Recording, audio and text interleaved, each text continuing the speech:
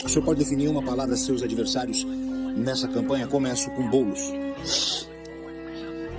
Já defini. Isso não é desrespeitoso? É isso que eu desrespeito, aceitar um cara desse ser prefeito nessa cidade. Pacote rápido. Boulos, enquanto eu estiver aqui, você nunca vai ser prefeito dessa cidade. Pacote rápido. Nunes. É um bananinha. Datena. Dá pena. Tabata. Vamos só pra quem tá competindo, só os três até aí. Pacote rápido. Os demais não tem nenhuma palavra pra falar deles. Marçal. Próximo prefeito.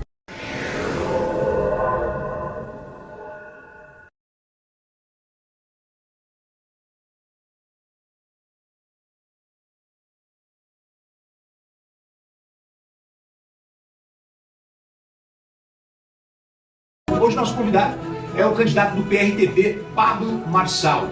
Eu informo que a entrevista terá 30 minutos de duração, que começa a contar a partir de agora. O relógio já está aparecendo na tela.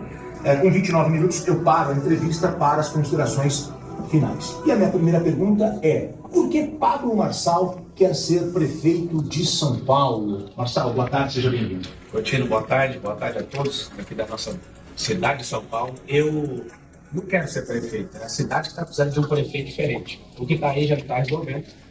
E eu já gerei riqueza, conquistei tudo que eu quis na vida, agora eu quero mudar a mentalidade do nosso povo, que é muito sofrido. Quero trazer conforto para as pessoas que hoje não têm uma moradia digna. E eu me coloquei à disposição por ver que, do jeito que estava aí, às vezes, os candidatos, não falando sobre o futuro da cidade mais poderosa do Brasil, eu parei tudo na minha vida para servir vocês. Pablo Marçal, caso você seja eleito, qual será o seu primeiro ato? Assumindo a Prefeitura de São Paulo, caso você vença a eleição, qual será a sua primeira atitude? A gente está liderando as pesquisas aí, empatado em primeiro lugar com uma outra pessoa. E a primeira coisa que eu vou fazer é o que eu estou fazendo agora. Ouvir o povo, ouvir as classes, ouvir os mais necessitados. E aqui já deixo um primeiro compromisso nessa resposta. Nós vamos zerar todas as filas de exames e cirurgias. São 447 mil pessoas em fila de exame agora. Tem 192 mil pessoas esperando cirurgia.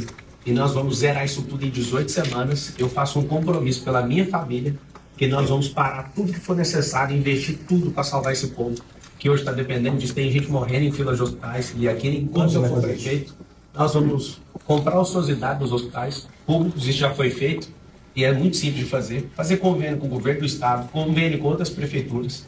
Nós iremos unificar os prontuários, né? Vai ser uma frente muito forte que vai ser digitalizar, porque você vai na outra, o prontuário de um lugar para o outro não tem conexão. Eles gostam de deixar uma bagunça simplesmente para você ficar parecendo um pirulito de boca de banguela. Às vezes seu cadastro está errado, você tem que ir para outro lugar. Nós vamos colocar horário alternativo também, estender os horários de atendimento da prefeitura para você ser atendido na hora que você precisar. As subprefeituras nós vamos aumentar para capitalizar isso, que nós temos 96 distritos na cidade de São Paulo e temos só 32 subprefeituras. Nós vamos ter 96 e tudo em lugares unificados, para não ficar mandando você para um lugar para o outro. Outra coisa, sabe como é que a gente vai zerar isso? Diminuindo um passivo gigantesco na saúde, que é 30% das pessoas que entram nas UPAs, elas entram, sabe como? Acidente por falta de calçado. A cidade de São Paulo tem milhões de metros quadrados que precisa ser feito de calçado. Nós vamos fazer um maior mutirão, sabe por quê? As pessoas não merecem cair nesses lugares. Candidato, daqui a pouco a gente vai falar mais sobre as ideias, as propostas para São Paulo, mas deixa eu tocar num assunto já logo de cara. Ontem o senhor e o ex-presidente Bolsonaro trocaram via rede social mensagens nada amistosas. O senhor cobrou inclusive os 100 mil que doou a campanha em 2018, depois o ex-presidente disse que falta caráter ao senhor. O senhor acha que essa relação não tem mais volta? Como é que o senhor responde a essa fala do ex-presidente Jair Bolsonaro? Na eleição, tudo pode, né? Cada um fala o que quer, meu respeito ao presidente. E a discussão não foi entre eu e ele, a discussão foi com o filho dele, que é problemático, o Carlos Bolsonaro. Ele realmente atrapalhou a eleição dele e continua atrapalhando o movimento das pessoas que são liberais e conservadores no país. Quanto ao Bolsonaro, nós temos esses princípios e nós queremos mudar o país, ele tem todo o meu respeito, mas ele errou muito na escolha de querer apoiar um comunista, um cara que é maquinista, que é o candidato mais caro que a gente tem, que é o atual prefeito, que está fazendo milagres com o nosso dinheiro para ganhar uma eleição e depois lotear a prefeitura inteira com 12 partidos políticos. Não dá. Se tiver do jeito, a cidade está do jeito que você quer, 80 mil pessoas morando na rua, esse lixo de Tietê que ninguém fala, não vi esse homem falar uma vez que vai resolver esse problema, não sentou junto com o governo para tratar esse assunto. O Rodoanel está aí parado há anos, não termina nunca, com 44 quilômetros de rodovia que não termina. Aí você fala, o que o prefeito tem a ver com isso? O prefeito pode impedir o progresso e pode também acelerar o progresso. E se você me colocar nisso, se você me der a chance de ser seu servo, como prefeito dessa cidade, que é o servo que tem que mais prestar serviço na cidade, eu vou mudar essa realidade. E um beijo aí pro Bolsonaro. Ele está apoiando o Nunes, ele não pode tirar a palavra dele, mas a direita não tem dono, a liberdade não tem dono. Nós sabemos disso, então que continue o jogo. Eu entendo tudo que ele está falando aí, respeito. E na hora que passar a eleição, volta ao normal. Candidato, o senhor já fez críticas pesadas ao Bolsonaro e depois mudou. O que aconteceu? Eu era candidato à presidência da República. E aí você vai ficar babando o ovo para outro candidato? A eleição de 2022 só tinha um candidato de direita. Quando eu vi isso, eu falei, se der errado esse candidato, o que vai adiantar? Cadê os conservadores? Eu entrei na disputa. E, de novo, sem dinheiro público, sem coligação política, o que você tem que fazer? Chamar atenção. Inclusive, você que está assistindo e mora na cidade de São Paulo, quero te pedir perdão, porque para chegar onde eu cheguei agora, liderando as pesquisas hoje, eu tive que chamar atenção de um jeito que talvez não te agradou. Te peço perdão por isso. Não tenho um padrinho político, não tenho coligação política, não estou devendo satisfação para ninguém, a não ser para o povo. Eu quero que você entenda o seguinte, não tem tempo de televisão, e agradeço esse tempo aqui, que ele é precioso, meu partido não tem. Eu não tenho fundo eleitoral, não tenho partido político. Mas eu tenho uma coisa, o povo. Você vai fazer o M, que eu estou junto com vocês, esse M é de mudança, de diversão.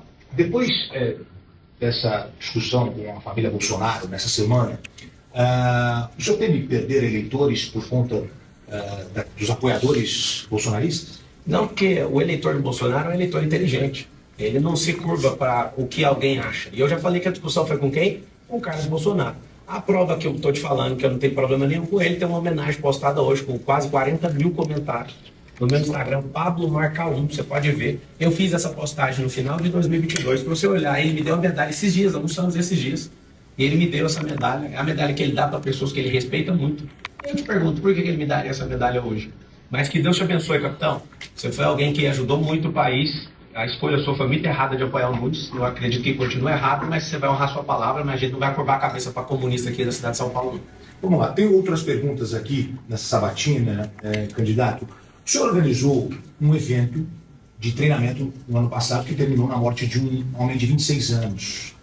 Segundo informações, o rapaz foi incentivado a correr uma maratona mesmo sem o preparo físico. Depois de mais de um ano do ocorrido, o senhor não se sente responsável por essa morte? Isso é uma mentira. Não tem organização de maratona nenhuma. Ele estava treinando entre amigos. Eu estava dormindo nesse dia. Nunca organizei uma maratona, para você ter uma noção.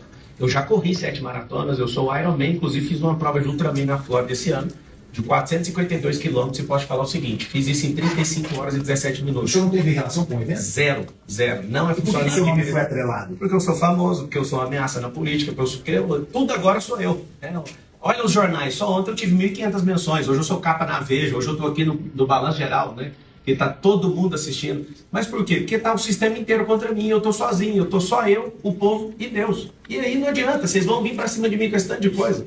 Nunca existiu isso. E eu falo para todo mundo, 1.300 pessoas morrem por dia por ataque cardiológico. Eu já fiz uma prova de 452 quilômetros e posso falar para vocês com toda segurança, correr no mato. E aí, eu respeito a família da pessoa que você está mencionando. Vocês, principalmente a vida, não vão atrás de pessoas que têm qualquer tipo de problema relacionado se não tiver um famoso. O problema é que ele tem amizade com pessoas que estavam em volta de mim. E aí que está o problema. Cuide de cada um da sua vida. Inclusive, a Bíblia fala para você guardar seu coração, porque dele procedem as fontes da vida. Guarda seu coração de todo tipo de ataque para você continuar vivo aí. Candidato Pablo Marçal, o senhor é goiano. Sim. Nasceu em Goiás. Por que escolheu São Paulo para iniciar a sua carreira política? Foi a cidade onde eu mais prosperei. Eu vim para cá como milhões de pessoas que resolveram morar nessa cidade. E eu posso falar para você, eu vou te ensinar a prosperar. Você vai ver a maior geração de emprego. Nós vamos abrir 2 milhões de empregos nessa cidade. Isso vai ser determinante, sabe para quê? Para ter emprego aí nas periferias, para a gente diminuir esse trânsito maluco de 7 milhões de carros que ficam trafegando e poluindo essa cidade o tempo inteiro. Esse estresse que também gera doença nas pessoas. Imagina você que está me assistindo agora, está no seu almoço. Obrigado por você abrir aí a oportunidade de falar com você. Você fica 3 horas, 2 horas, tem gente que chega a ficar 4 horas no trânsito, sabe por quê? Porque não tem o maior direito social garantido perto da sua casa. Eu vou fazer incentivo para as companhias abrirem vagas nas periferias. Serão 2 milhões de empregos em 1.460 dias de governo. Esse movimento vai chamar empresarização.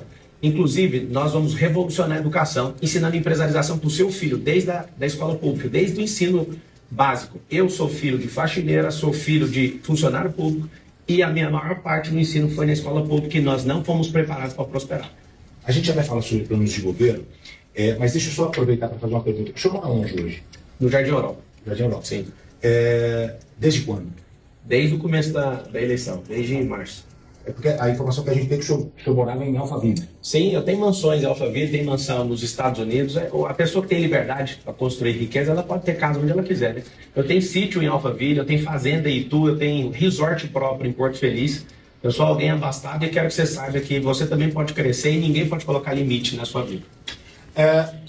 Outra pergunta. O senhor foi condenado a 4 anos de prisão em regime semiaberto por furto qualificado. Só não cumpriu a prisão porque a pena prescreveu.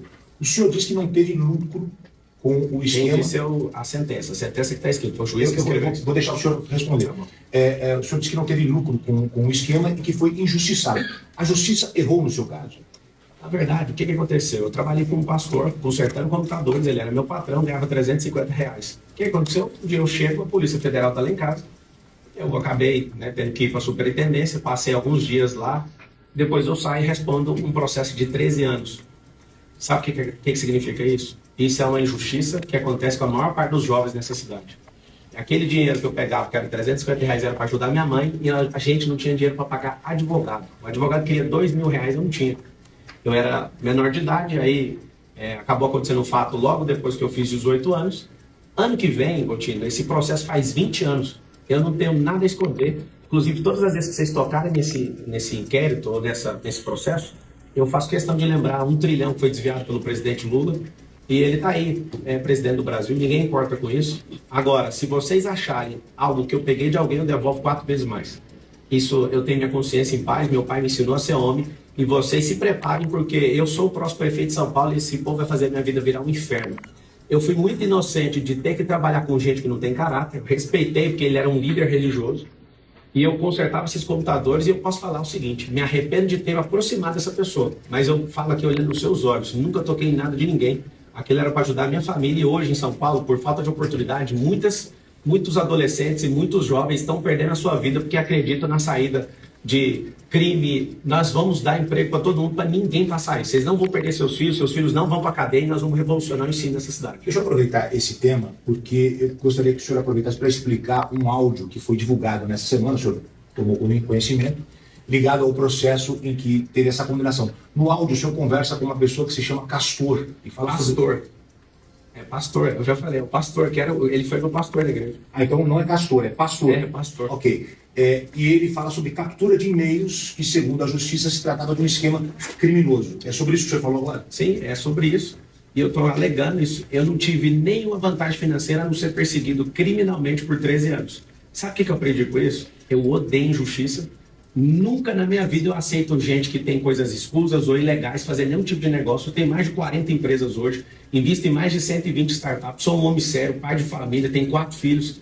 E a esquerda está maluca querendo me bater com isso. Pode ficar à vontade. Se quiser mexer em processo de 20 anos atrás, vão pegar processo do prefeito atual com creche, vão pegar boletim de ocorrência por agressão à mulher, que está ali, que fica apavorado quando toca nisso. Vão pegar os 3 processos do Boulos. Nós precisamos fazer um evento para falar dos processos de todo mundo.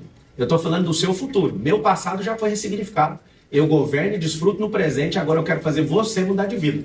Se vocês quiserem mexer no meu passado, eu abro tudo o que vocês quiserem, desde que seja uma mesa onde a gente coloca o presidente da República, o atual prefeito com questões de desvio de creche, com desvio para o PCC, com questão de ônibus, com todas as prisões que o Boulos já teve. Se for para falar de processo e passado, eu topo. Aí se você for medir alguém pelo passado, quem tiver o passado mais leve, você dá o voto. O número é 28. O passado mais leve desse povo aí é o meu e tá tudo certo. Passado é ressignificado, o futuro planejado e o presente agora é governando para servir você. Bom, antes da gente entrar nas propostas, nas ideias, uma última pergunta, mas agora falando do partido. Sim. A Polícia Civil de São Paulo investiga a ligação de aliados do seu partido, PRTB, com a facção criminosa PCC. São suspeitos de trocar carros de luxo por cocaína. E tem um candidato a vereador, ex-PM, que já foi condenado por fornecer informações aos criminosos. O que o senhor quer dizer sobre isso? O senhor tem medo que essa investigação possa atrapalhar na sua caminhada? Como eu já fui investigado, fique à vontade, pau nesses bandidos. Eu sonho com o Brasil, meu partido é o Brasil. Eu sonho, o Gotinho, Gotinho, desculpa. Eu sonho, sabe com o quê? Com um brasileiro podendo se candidatar sem precisar de partido político. O PCC está infiltrado em quase tudo. Eles viraram uma mega operação de empreendedorismo. Esses caras estão em tudo. Eu não tenho nada com esses caras. E anotem aí, vocês estão assistindo. PCC não manda em favela. Boulos não manda em favela. Favela do povo. Sabe por quê que eu vou devolver ela para vocês? Porque favela é sinônimo de ausência do Estado. Nós vamos redesenhar essas ruas. Nós vamos dar a vida digna para vocês. E anotem o que eu estou falando. Essa é a última geração do crime. Vai começar por São Paulo e vai esparramar pelo Brasil inteiro. Tem como fazer isso. Você sabe por que o crime é organizado? Porque a prefeitura, o governo do Estado, a federação governada pelo presidente Luiz Inácio Lula da Silva é uma bagunça. Nós precisamos de ter os números nas mãos. Nós precisamos servir as pessoas. Então aqui, todos do meu partido que tiver qualquer envolvimento com quem quer que seja, que pague pau nesses bandidos, e eu não quero saber desse assunto. Agora na política, todo mundo quer me associar com qualquer tipo de coisa. Não me curvo para bandido, não me curvo para crime, cada um que se lasque naquilo que você fez. Bom, só deixando claro que nós não associamos o senhor a essa. Mas é o partido. Partido é aquela coisa que mais atrapalha. O meu partido, obrigado pela oportunidade de falar mais uma vez, meu partido é o Brasil. Vamos falar de plano de governo. O seu plano de governo diz que sua proposta é levar São Paulo para o ano de 2050, antes de 2030. Ou seja, fazer um avanço econômico e tecnológico. O senhor pode detalhar como é que vai ser esse plano para a cidade? Sim, esse plano é o seguinte, chama-se virtualização, empresarização, não sei se assim fica na posição que a pessoa assiste ou do lado de cá, empresarização, que é a letra E, e isso aqui, ó, mudança de mentalidade. Vou te mostrar como é que vai ser a mudança de mentalidade na escola. Como que é a mudança de mentalidade na escola?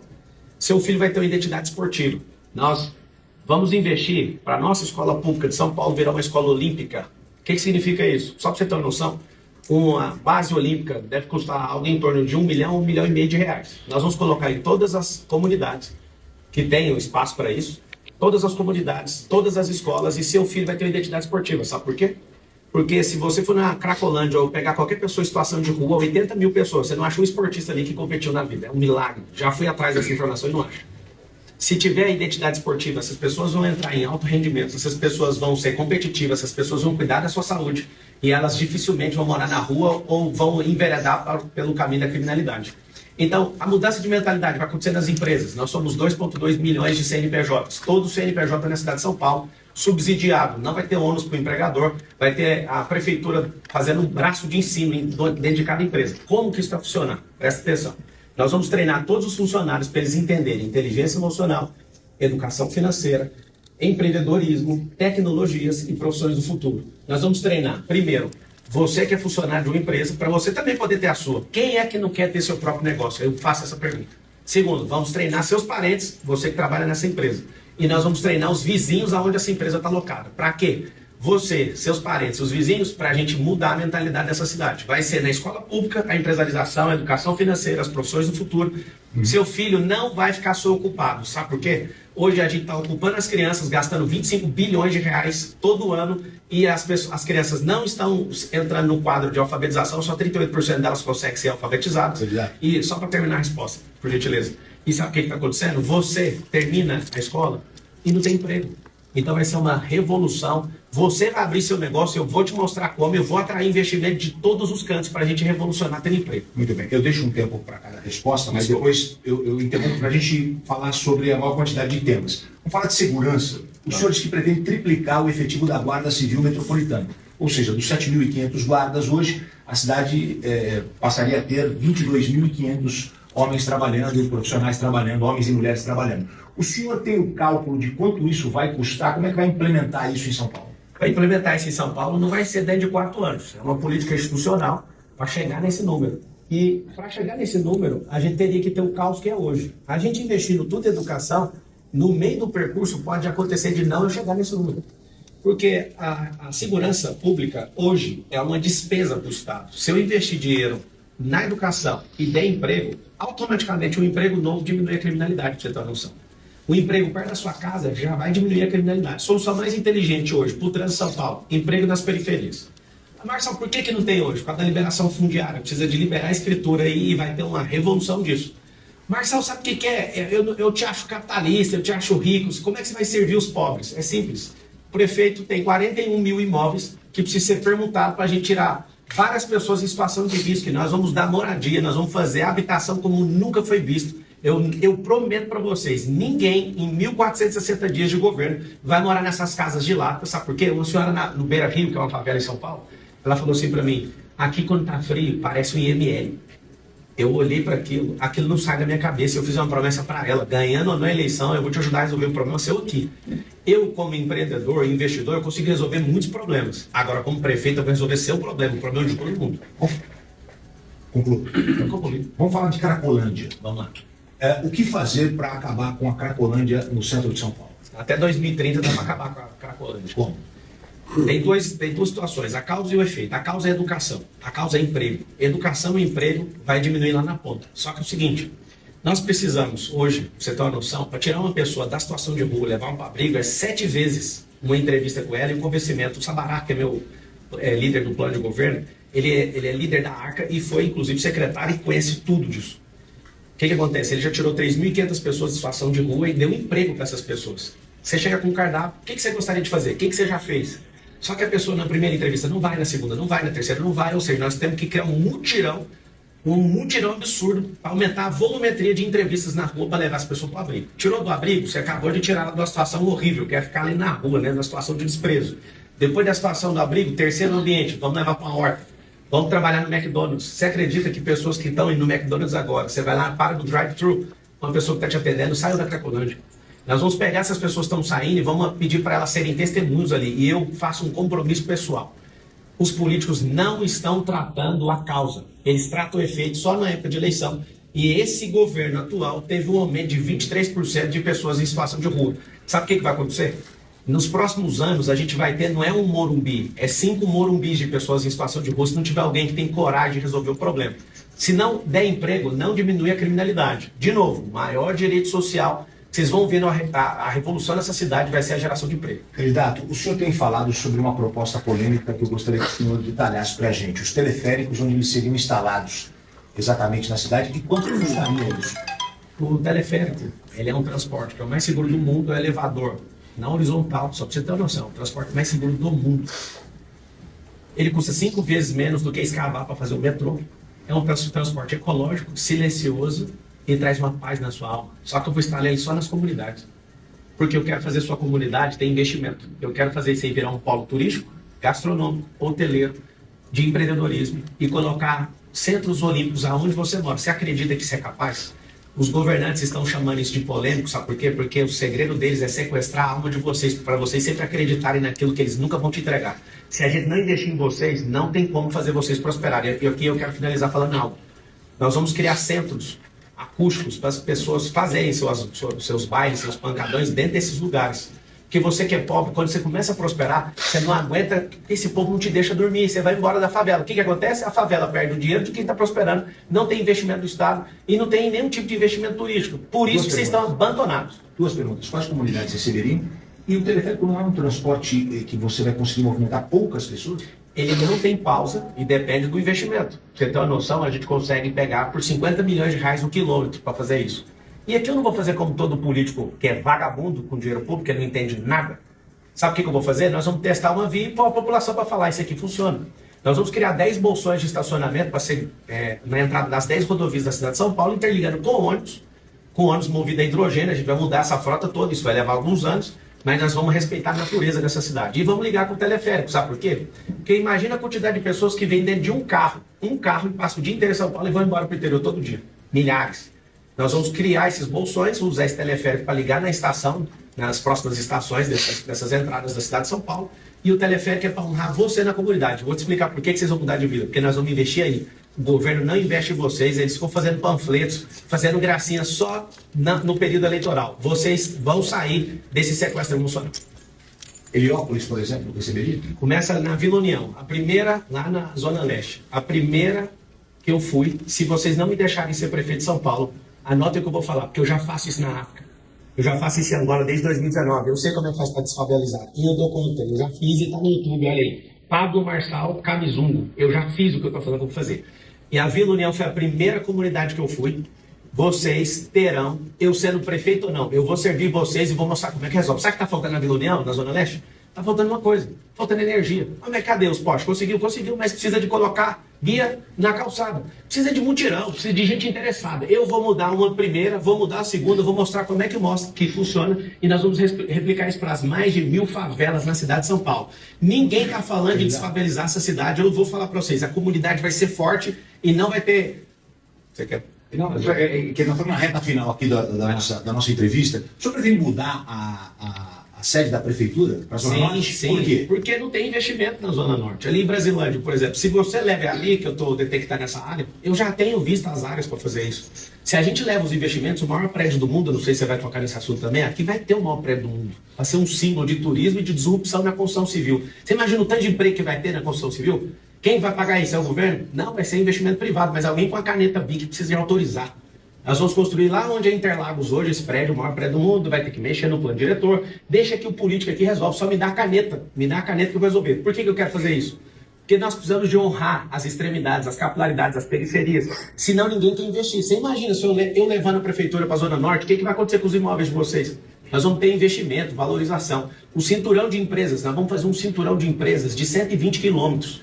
Tem um cinturão hoje do Rodoanel de 177 quilômetros. Nós vamos diminuir esse cinturão com empresas. Sabe para quê? As empresas que contratarem funcionários, presta atenção, que moram perto dessas empresas, dentro da periferia, vão receber incentivo da prefeitura. É por isso que nós vamos mudar a vida de vocês. Vamos no pique.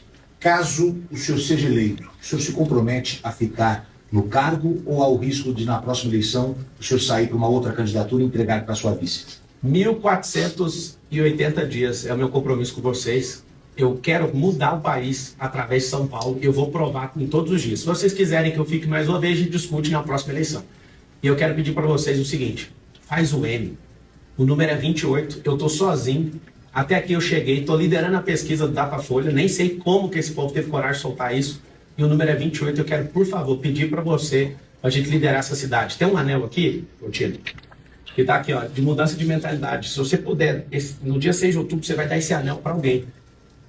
E esse anel é muito importante, é um anel de governante. Se você puder colocar isso aqui, ó, e falar, você é meu governante, eu vou te falar, eu sou seu servo e eu vou mudar. Eu estou de saco cheio desses politiqueiros, não dê chance para eles, mais nunca aqui na cidade de São Paulo. Penúltima, o senhor pode definir uma palavra a seus adversários nessa campanha? Começo com Boulos. Já defini. É isso que eu desrespeito, aceitar um cara desse ser prefeito nessa cidade. Boulos, enquanto eu estiver aqui, você nunca vai ser prefeito dessa cidade. Nunes. É um bananinha. Da Pena. Dá pena. Tabata. Vamos só para quem está competindo, só os 3 até aí. Os demais não tem nenhuma palavra para falar desse. Marina Helena. Não tem nada a declarar, nenhum outro. Marçal. Próximo prefeito. Ou servo. Bom, nós estamos finalizando aqui a nossa entrevista. Eu vou congelar o relógio com 1 minuto. Tá? O senhor falou sobre o prédio. Por que a prefeitura faria um prédio de... Não é a prefeitura. Não, não é responsabilidade da prefeitura. Mas alguém tem que falar, sabe por quê? Porque as maiores... Então vai ser um prédio privado. Claro, não, é com parceria público-privada. Nós temos o poder da caneta. E aqui, ó, eu quero deixar um compromisso com todas as crianças e os mais pobres dessa cidade.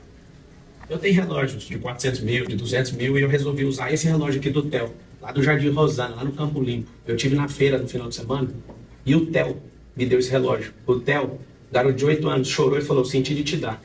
E aqui eu senti um recado da parte de Deus falando assim, ó, olha para esse relógio porque é a hora dos mais pobres e das crianças. Theo, eu falei para você que eu ia usar isso aqui todo o tempo, eu vou honrar você e todas as crianças e os mais pobres e todos os favelados. Nós vamos mudar a realidade desse país, começando por São Paulo. Desculpe interrompê-lo, só para a gente poder encerrar aqui com 1 minuto para suas considerações finais, por gentileza. Eu peço, com todo respeito e licença para entrar na sua casa, ou no seu trabalho, e te pedir um favor. Você que é cristão, não aceita pessoas que defendem o aborto, nem o comunismo, nem invasão de propriedade privada de famílias que lutaram para conquistar isso. Eu sei como resolver o problema seu de habitação, eu vou te ajudar. Eu vou perguntar as áreas da prefeitura para mudar a realidade de muita gente aqui. Eu vou chamar o empresariado, 2 milhões de empresários, para ajudar a reconstruir aonde você mora. Nós vamos abrir emprego onde você está ficando hoje. Você vai mudar de vida. Me dá a chance de poder servir vocês. Theo, esse aqui é meu compromisso. Eu olho para isso aqui e lembro de você o tempo inteiro. Agora eu estou pedindo para você. Seu voto é um anel. Seu voto é uma aliança. Me dá essa confiança. Me deixa servir vocês. Um beijo no coração. Deus vai mudar a nossa sorte. A gente está sozinho. Nós, o povo e Deus. Eu não tenho compromisso com o politiqueiro, nem com o sistema, nem com ninguém.